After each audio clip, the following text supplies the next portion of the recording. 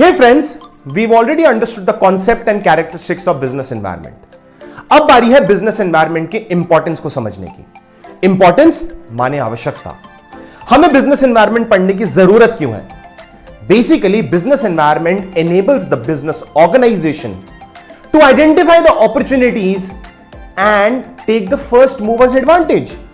ये वो opportunities identify कराता है जो बिजनेस डायनेमिक्स में अवेलेबल है और उन अपॉर्चुनिटीज के बेसिस पे एक कंपनी फर्स्ट मूवर्स एडवांटेज ले पाती है। Example like an OTT platform called Netflix. अब नेटफ्लिक्स जैसी ऑर्गेनाइजेशन ऑलरेडी एंटरटेनमेंट इंडस्ट्री में थी and they used to provide DVD on rents. Rental DVD का बिजनेस करते करते दे रियलाइज कि एनवायरनमेंट में कुछ चेंजेस हैं, कंज्यूमर प्रेफरेंसेस कुछ हैं और उन कंज्यूमर प्रेफरेंसेस के बेसिस पे क्यों ना एक प्लेटफॉर्म बनाया जाए जिसपे एंटरटेनमेंट और प्रोवाइड किया जाए और कुछ इनोवेटिव तरीके से किया जाए। And then they build up a platform called Netflix. और जो नेटफ्लिक्स और Amazon प्राइम ने ओटीटी प्लेटफॉर्म में अचीव किया है, they have taken the first mover advantage. Yes, there are many other platforms like Voot, ZEE5, Sony LIV, but end of the day अगर मैं OTT platform के बारे में बात करूं, सो जो सब्सक्रिप्शन मॉडल, जो प्रॉफिटेबिलिटी Amazon प्राइम और नेटफ्लिक्स का है, I don't think anyone else has achieved it. And the only reason they have achieved it is because they understood the business environment pretty well. Second importance है, it helps the firm to identify the threat and early warning signals. तो जो एक business organisation को threat होता है, वो signals पहले ही देना शुरू कर देता है। I'll take another example from the same industry called OTT, but अब थोड़ा सा रिवर्स मॉडल। अब नेटफ्लिक्स और Amazon प्राइम की सक्सेस को देखते हुए other platforms like Voot, ZEE5, Sony LIV, Hotstar, they also came into the same industry. And in fact when they came into the same industry, why did they came? Because they realise कि अगर हमने entertainment industry में वो technology नहीं follow करी तो हमारे platforms waste हो जाएंगे। हमें कोई टाटा स्काई पे नहीं देखने वाला, हमें कोई डिश टीवी पे नहीं देखने वाला। So it is extremely important that they realized those threats, those competition threats, and they started building their own platform. And today, Hotstar, ZEE5 and Sony Live, they all are doing pretty well. अगर मैं threat और warning signal के बारे में बात करूं, तो Nokia is a perfect example who suffered because of this. Now Nokia did not realize the threat of the competition. They did not get the warning signals. In fact, if they got, they did not pay attention towards it. अब देखो ना, when Nokia came, उसका market share था 52%. So इसका मतलब out of every 2 cell phones, one of them was Nokia. And just in 10 years, 10 साल के अंदर अंदर, the market share went down to 2 out of 100. From 1 out of every 2 cell phones, it went to 2 out of every 100 cell phones. And now Nokia doesn't even exist in a cell phone industry. सो वो warning और signals, वो competition के threads, वो सब business environment ही help करता है। Third, it helps in tapping the useful resources. You know, a business enterprise is made about a lot of resources. अब एक बिजनेस एंटरप्राइज में क्या क्या होता है? Raw material, investors, power, labour, water, कितने सारे रिसोर्सेज लगते हैं तब जाके एक बिजनेस एंटरप्राइज बनता है। And a business environment helps in tapping the useful resources. Example, there is an investor who wants to invest in an entertainment company like PVR. अब वो PVR में इन्वेस्टमेंट करते हैं, लेकिन वो ईयर है 2020 मार्च 2020 में जब उन्होंने बिजनेस एनवायरनमेंट को एनालाइज किया, बिजनेस की सराउंडिंग्स को ध्यान से पढ़ा, तो उन्हें रियलाइज हुआ ये तो कोविड-19 का एरा है। कोविड-19 एरा में not a lot of people can gather at one place. As a result, will that be the right time to invest in PVR? No.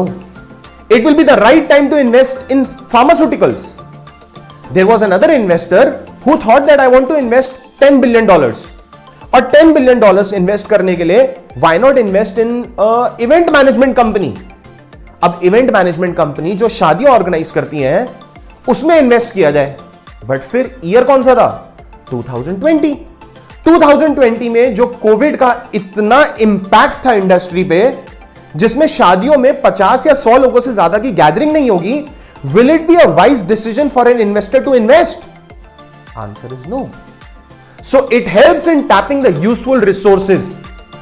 वो सही टाइम क्या है, वो सही मोमेंट क्या है, वो सही प्रिक्योरमेंट ऑफ रिसोर्सेज क्या है, वो सब एक बिजनेस एनवायरमेंट ही जज कर पाता है। Fourth importance is that business environment helps in coping with the change.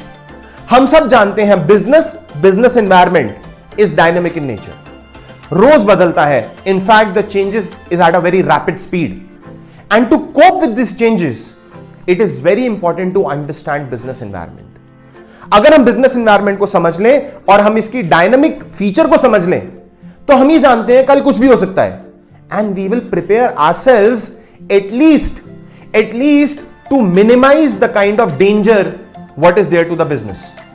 So it helps in coping with the changes. Fifth importance is it helps in planning and policy formulation. हम सब जानते हैं business environment helps to identify the opportunities and identify the threats. तो उन opportunities का maximum फायदा कैसे उठाना है वो planning help करता है। What is planning? Planning is when to do, what to do, how to do. अब मुझे पता है कि business में वो opportunity है, so I will decide that when, how and what is to be done.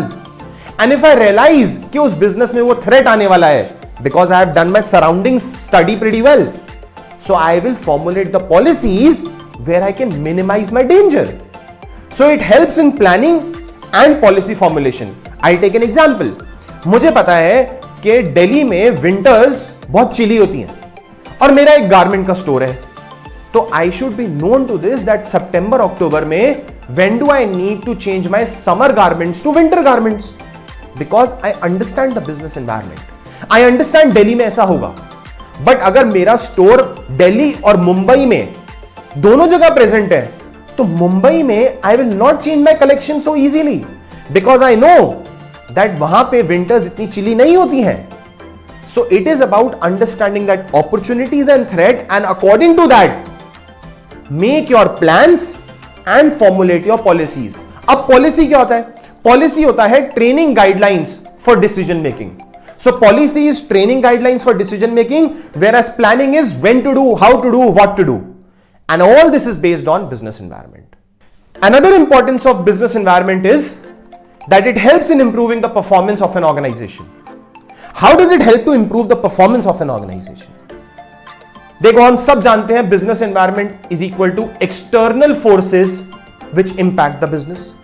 उन एक्सटर्नल फोर्सेस में कहीं ना कहीं कंपटीशन भी होता है, और कंपटीशन आपको हमेशा पुश करता है कि आप अपनी परफॉर्मेंस को अप टू द मार्क रखें. If I am a sports shoe manufacturer, I know that I am manufacturing sports shoes, and if I don't maintain the right quality I will be wiped out of market. मुझे अच्छे से पता है कि अगर मैंने वो स्पोर्ट्स शूज की क्वालिटी नहीं रखी तो एक कंपटीशन आएगा और वो कंपटीशन मुझे वाइप आउट कर देगा. As a result my understanding of business environment helps me to improve my performance.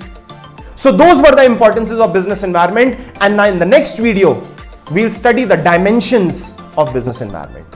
Thank you.